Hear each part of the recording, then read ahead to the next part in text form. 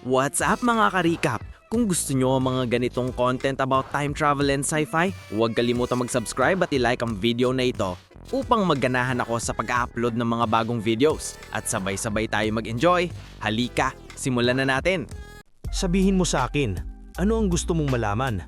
Ang buhay makalipas ang 20 taon. Nagsisimula ang kwento noong taong 2019 kung saan makikita natin ang isang babaeng nagngangalang Sion na pauwi upang dalawin ang kanyang may sakit na ina. Ang kaibigan ng kanilang pamilya na si Sanggu na may-ari ng isang taniman ng strawberry ay pumunta sa istasyon upang sunduin si Sion pauwi. Pagdating sa bahay, naalala ni Sion na naiwan niya ang kanyang cellphone sa istasyon. Binuksan niya ang lumang landline phone sa bahay at tinawagan ang sarili niyang cellphone. Sa kabilang linya, isang babae ang sumagot ng telepono. Tinanong ni Sion ang babae kung ano ang kanyang address upang mapuntahan niya at makuha ang cellphone. Ngunit bilang kapalit, humingi ng pera ang babae. May sinabi si Sion at biglang naputol ang tawag.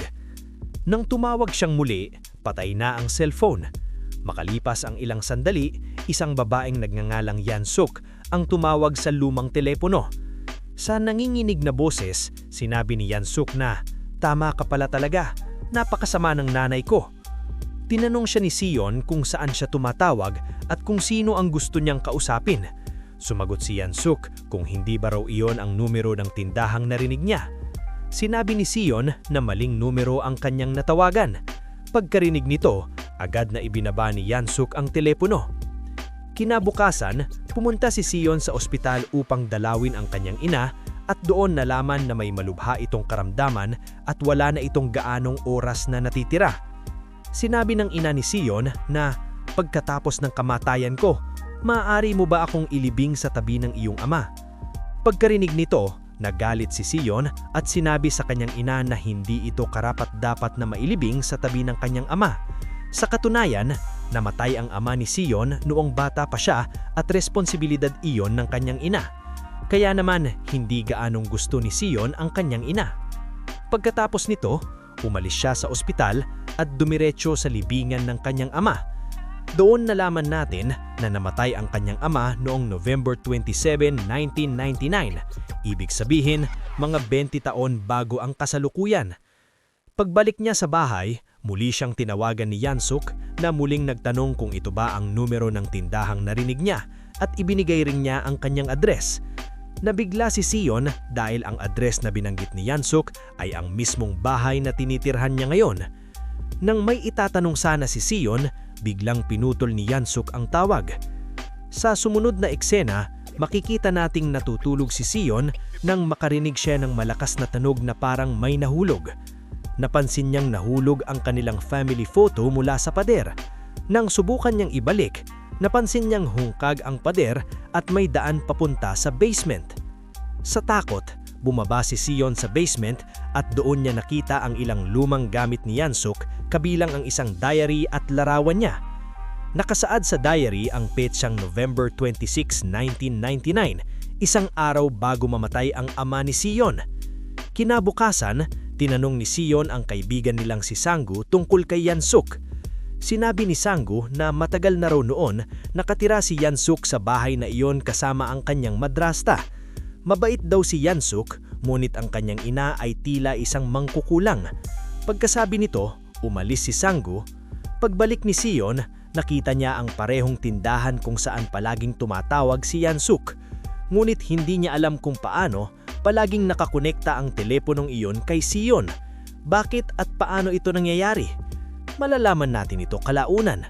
Sa ngayon, sapat nang maunawaan na dalawang magkaibang timeline ang ipapakita. Ang kay Yansuk noong 1999 at ang kay Sion noong 2019.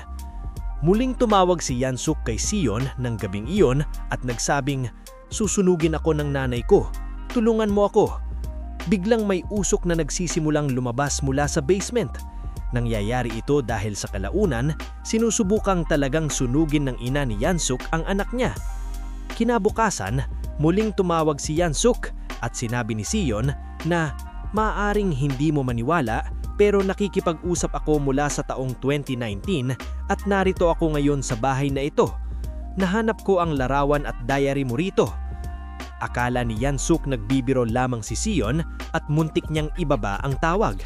Ngulit sinabi ni Sion na may babagsak na eroplano sa araw na iyon at kapag nangyari iyon, patunay na hindi siya nagsisinungaling.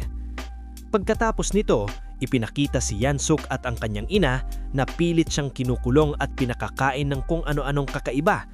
Sinabi ng ina ni Yansuk na aalis na sila sa bahay at magiging maayos na rin siya. Dito nalaman na ilang araw na sa mental asylum si Yansuk dahil paminsan-minsan ay hindi maayos ang pag-iisip.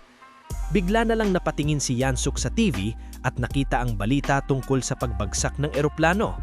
Doon niya na-realize na totoo ang lahat ng sinabi ni Sion. Mula noon, matagal nag-usap sina Yansuk at Sion at naging matilik na kaibigan. Sa kanilang mga usapan, ikinuwento ni Sion na nawala ang ama niya bata pa siya dahil sa kapabayaan ng kanyang ina, kaya hindi niya ito gusto. Sinabi ni Yansuk na ayaw rin niya ng kanyang ina dahil iniisip nitong baliw siya at hindi siya pinapayagang makipag-usap kanino man.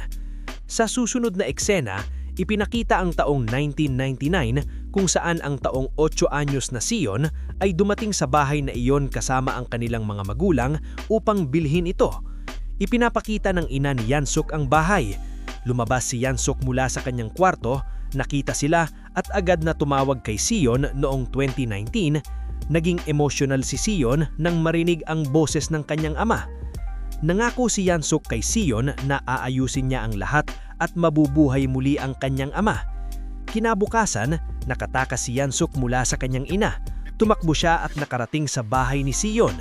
Sa araw ding iyon dapat mamamatay ang ama ni Sion dahil sa sunog. Bago pa kumalat ang apoy, tahimik na pumasok si Yansuk at pinatay ang gas kaya napigilan ang insidente. Dahil dito, nagsimulang magbago ang realidad ni Sion noong 2019. Ang pinakamahalaga, buhay ang kanyang ama. Labis na emosyonal si Sion dahil binago ni Yansuk ang buong kinabukasan niya. Labis na pasasalamat ni Sion kay Yansuk. Sa susunod na eksena, makikita na ang ina ni Yansuk ay gumagawa ng mahika laban sa kanya na nagdudulot ng matinding sakit. Dito nalaman ni Sion sa internet na papatayin ng ina ni Yansuk ang kanyang anak sa araw na iyon. Muling tumawag si Yansuk at agad na binalawaran ni Sion na mamamatay siya ngayong gabi at ang ina niya ang gagawa nito. Hindi naniwala si Yansuk, ngulit nagkubli pa rin siya sa bahay. Dumating ang kanyang ina at sinaksak ang kama, ngulit teddy bear lamang ang nandoon. Lumabas si Yansuk at tinanong kung bakit siya gustong patayin. Sumagot ang kanyang ina na nakita niya ang hinaharap ni Yansuk na papatay siya ng maraming tao. Tumawa si Yansuk at sinabi, "Baka tama ang hula mo at magsisimula ito sa iyo." Pagkatapos nito, walang awang pinatay ni Yansuk ang kanyang ina gamit ang parehong kutsilyo. Dahil dito, muling nagbago ang hinaharap at sa isang paraan, buhay pa rin si Yansuk noong 2019. Ngayon, napakagaan ng pakiramdam ni Yansuk matapos niyang patayin ng kanyang ina. Ito ang unang pagkakataon na nakalaya siya mula sa kanyang ina at natupad ang lahat ng kanyang mga gusto. Sa panig na ito, noong 2019, ang kaibigan ng pamilya ni Sion na si Sang-Hoo ay nagdala ng ilang strawberry mula sa kanyang bukid para sa kanila. Habang kumakain ng strawberry, natapon ang katas nito sa damit ni Sion kaya nagkaroon ng mantsa ang kanyang damit. Noong 1999, dumalaw din si Sang-Hoo sa bahay ni Yansuk na may dalang mga strawberry. Nang buksan niya ang refrigerator, nakita niya ang mga piraso ng bangkay ng ina ni Yansuk. Dahil sa takot, tumawag si Sang-Hoo sa pulisya. Ngunit tulad ng dati, ang tawag na ito ay napunta lamang kay Sion. Ibig sabihin, saan man tumawag mula sa telepono ni Yansuk, tila kay Sion lamang ito nakakonekta. Sa panig na ito, nakita ni Yansuk na nakita na ni Sang-Hoo ang bangkay ng kanyang ina, kaya pinatay niya si Sang-Hoo mismo roon. Dahil dito, nawala si Sang-Hoo noong 2019 at kasabay nito, biglang nawala rin ang mga mantsa ng strawberry sa damit ni Sion. Tinanong ni Sion ang kanyang ina at ama tungkol kay Sang-Hoo, ngunit sinabi nilang wala silang kilalang lalaking nagngangalang Sang-Hoo. Sa labis na pagkabalisa, pumunta si Sion sa istasyon ng pulisya at nagtanong tungkol kay Sang-Hoo. Doon niya nalaman na namatay si Sang-Hoo 20 taon na ang nakalipas. Sinabi ng opisyal na isang babaeng nagngangalang Yansuk ang pumatay sa kanyang ina at kay Sang-Hoo, kaya siya ay kasalukuyang nakakulong. Walang naiintindihan si Sion sa nangyayari. Pagkatapos nito, pumunta siya sa tindahan ni Suni, ang parehong tindahan kung saang paulit-ulit tumatawag si Yansuk. Ngulit sa hindi malamang dahilan, ang teleponong iyon ay palaging kay Sion lamang tumutunog. Sinabi ni Suni kay Sion na baliw si Yansuk. Noong bata pa raw sila, nagbiro lamang siya ng kaunti kay Yansuk, ngulit dahil doon ay sinubukan siyang patayin ni Yansuk. Kung hindi raw dumating ang ina ni Yansuk noong araw na iyon, maaaring napatay na siya nito. Pag-uwi ni Sion, muli siyang tinawagan ni Yansuk. Sa galit, sinabi ni Sion kay Yansuk na mabubulok siya sa kulungan dahil sa pagpatay sa kanyang ina at kay Sanghu. Tinanong ni Yansuk kung paano siya nahuli ng pulisya. Sumagot si Sion na hindi siya tutulong sa mamamatay tao at agad niyang ibinaba ang telepono. Dahil dito, namula sa galit si Yansuk, iniisip niyang iniligtas niya ang buhay ng ama ni Sion, ngulit ngayong siya ang nangangailangan ng tulong, tinatalikuran siya ni Sion. Sa susunod na eksena, makikita natin noong 1999 na ang batang si Sion ay dumating sa bahay ni Yansuk kasama ang kanyang ama dahil hindi nakarating ang ina ni Yansuk sa tanggapan ng rehistro para sa pagbili ng bahay sa araw na iyon. Masayang-masaya si Yansuk na makita si Sion at ang kanyang ama at sa kanyang masamang pag-iisip, pumasok ang ideya ng paghihinggil kay Sion. Sa panig naman ng 2019, tinuturuan ng ama ni Sion ang kanyang anak na magmaneho ng sasakyan. Sa ganitong paraan, pinatay ni Yansuk ang ama ni Sion sa harap ng batang Sion noong nakaraan. Dahil dito, biglang nawala ang ama ni Sion sa kotse sa hinaharap at wala nang nagawa si Sion. Doon niya naunawaan ang nangyari. Umiiyak siyang umuwi sa kanilang bahay na ngayon ay nasa napakasamang kalagayan. Nangyari ito dahil hindi kailanman nabenta ang bahay noong 1999 kaya nagbago ang lahat. Maliban sa telepono, ang teleponong iyon ay gumagana pa rin at may nakasulat sa pitaka.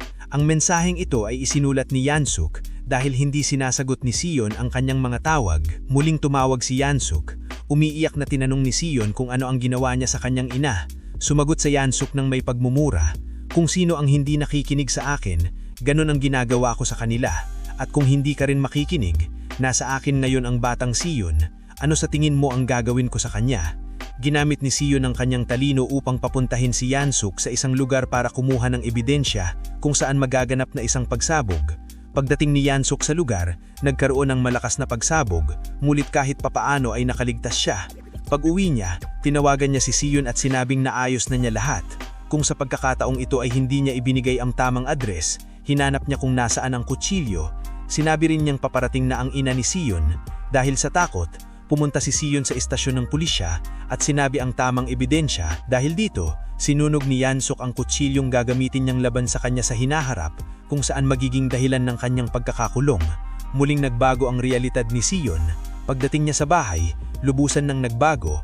Ang bahay ay pag-aari pa rin ni Yansuk dahil hindi siya nakakulong kaya doon pa rin siya nakatira.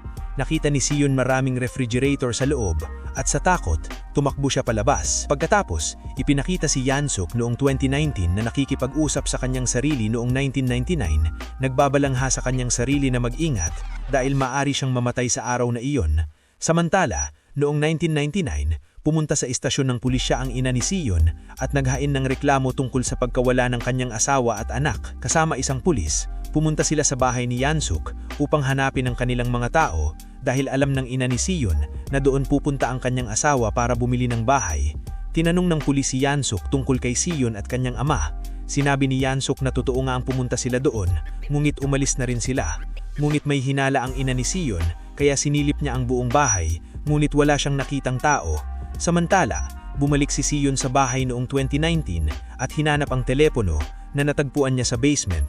Sa panig naman ng 1999, tinawagan ng ina ni Sion ang kanilang bahay gamit ang telepono ni Yansuk upang alamin kung nakauwi na ang kanilang asawa at anak. Ngunit tulad ng dati, ang tawag ay nakakonekta lamang kay Sion. Sa takot para sa kanyang ina, sinabi ni Sion na umalis na agad siya sa bahay kung ayaw nitong mapatay ni Yansuk. May naunawaan ang ina ni Sion. Biglang pinatay ni Yansuk ang pulis, dahilan kung bakit lalo pang natakot ang ina ni Sion at ikulong ang kanyang sarili sa isang silid, hawak pa rin ang telepono. Sa panig ng 2019, umuwi rin si Yansuk at inatake si Sion. Sinabi niya kay Sion na hindi namatay ang kanyang asawa dahil sa kapabayaan ng kanyang ina. Sa katunayan, noong bata pa si Sion, siya mismo ang nagbukas ng gas at nagsinungaling sa mga tao na ang kanyang ina ang may gawa nito. Sinabi ni Yansuk na pareho silang mga sinungaling.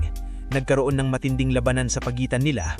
nakaligtas si Sion at nagkulong sa isang silid. Magkatulad na ang nangyayari sa dalawang timeline. Noong 1999, sinusubukan ni Yansuk na patayin ang ina ni Sion at noong 2019 naman ay sinusubukan niyang patayin si Sion. Noong 1999, nailabas ng ina ni Sion ang kanyang anak at nagkaroon ng matinding labanan ni Yansuk. Upang iligtas ang kanyang anak, tumalon ang ina ni Sion mula sa railing kasama si Yansuk. Muling nagbago ang realidad at ang bahay ay naging guho na naman. Tumakbo si Sion upang hanapin ang kanyang ina, mulit wala na siyang doon. Inakala niyang baka mapatay na ang kanyang ina. Sa kalungkutan, pumunta siya sa libingan ng kanyang ama. Biglang dumating ang ina niya at sinermonan siya dahil patay ang kanyang cellphone. Nagulat si Sion na makita ang kanyang ina na buhay at safe, kahit may mga sugat sa leeg at kamay, mga sugat na maaaring nakuha niya sa pakikipaglaban kay Yansuk noong 1999 kung saan siya ay nakaligtas. Masayang loob silang umalis mula doon, ngunit biglang nawala ang ina ni Sion at dito nagtatapos ang pelikula. Sa post-credit scene, ipinakita na buhay pa rin si Yansuk matapos mahulog sa railing kung saan nang iibig sabihin na may susunod pang bahagi ang kwento. Sa susunod na bahagi, malalaman natin kung paano nag-uugnay ang teleponong ito sa nakaraan at hinaharap at kung bakit biglang nawala ang ina ni Sion sa huli. Marami pang tanong ang nananatiling hindi malinaw sa pelikulang ito, kaya sa ngayon, magtatapos muna tayo at magkikita muli sa ibang pelikula. Sana nag-enjoy kayo mga ka-recap. Anong masasabi niyo sa movie natin ngayon? Mag-iwan ng komento sa baba. At huwag kalimutang mag-subscribe sa ating channel para sa mga new updates at uploads. Kita-kits sa susunod na kwento. Salamat at mag-iingat tayong lahat!